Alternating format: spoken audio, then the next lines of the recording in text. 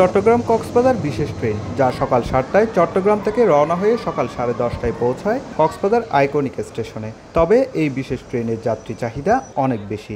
বগিতে সিট না পেয়ে দাঁড়িয়ে যেমন যাত্রীর চাপ রয়েছে, তেমনি ট্রেনের ছাদেও বাদ পড়েনি। এমনকি চাপ সামাল দিতে যুক্ত করা হয়েছে নতুন আরও 5টি বগি। সব মিলিয়ে বগির সংখ্যা 16টি।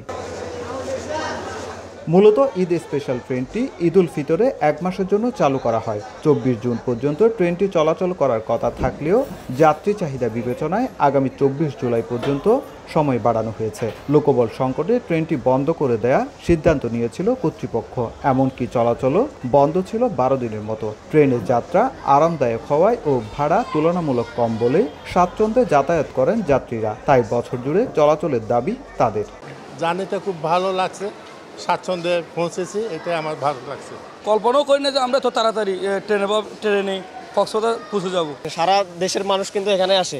আমাদের কিন্তু বিনোদনের জায়গা বলতে গেলে সবচেয়ে বড় বিনোদনের জায়গা হচ্ছে আমাদের এই কক্সবাজারই। স্পেশাল ট্রেনে আসাটা আমাদের জন্য সহজে আসা যায়। 24/7 পর্যন্ত ট্রেনটি চলাচল করবে। 1 মাসের জন্য টাইম এক্সটেনশন করা হয়েছে। এই ট্রেনটিতে কোচ সংখ্যাও বাড়ানো হয়েছে।